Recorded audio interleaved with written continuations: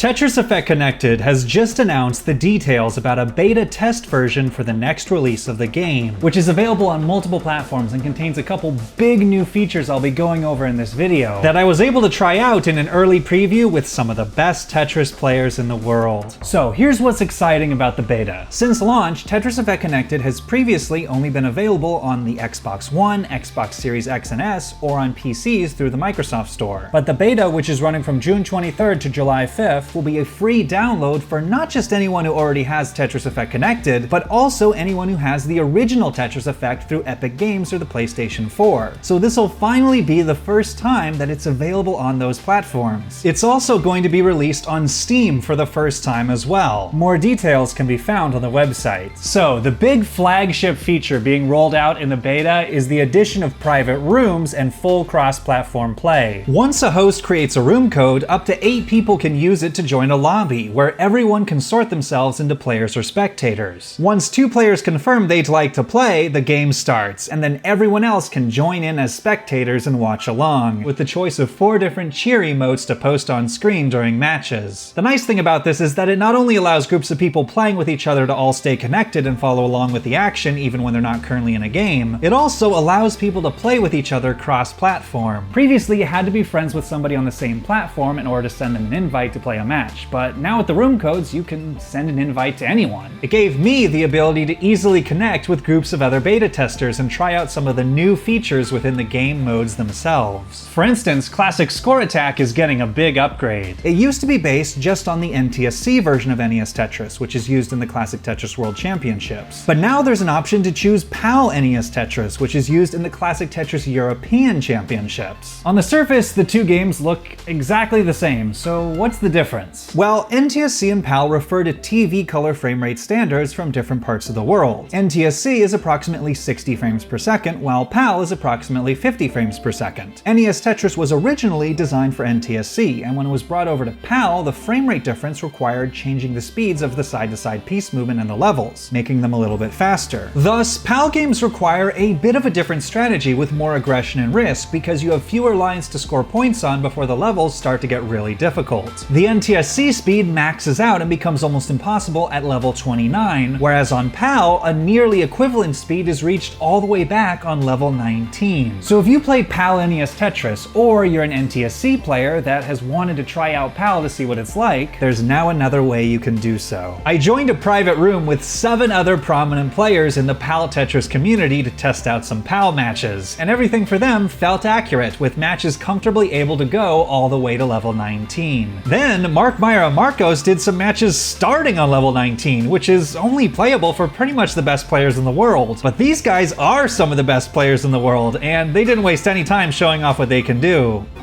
Textbook play, let's go. Oh, perfect clear! Nice. You're kidding me. GG's. I'll do a Tetris here. Yeah, let's go. Okay. Tetris! Yes! Afterwards, the group also played some games of Secret Grade, where the goal is to create a diagonal row of holes traveling across the board. This is incredibly difficult with Classic Score Attack's random piece RNG. Oh, Forrest. Oh no! Oh!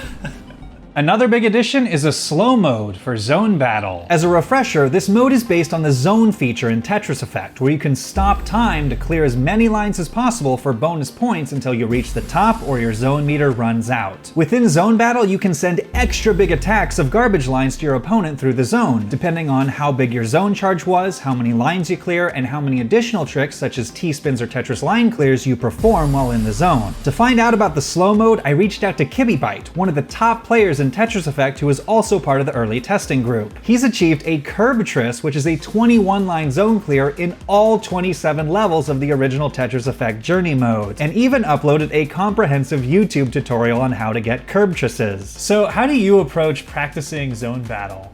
When I want to practice new techniques without finding another player, using the AI is a helpful tool. You have a lot of control over how powerful it is, including its level, which goes from 1 to 10, and handicap settings. Since I'm proficient at Zone Battle, I usually practice against a level 10 AI with a buff of +1. This puts me and the AI on about the same level for close games, like in this clip where my 21-line Curbtris was about the same attack power as the AI's 19-line Perfectris.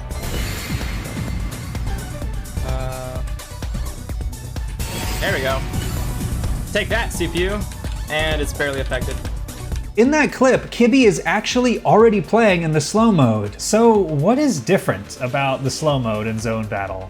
Unsurprisingly, the slow mode makes the game play slower. The most noticeable difference is the increased entry delay, which is the time after one Tetramino locks into place and the next one enters the field. So how does it end up affecting strategy when you're actually battling?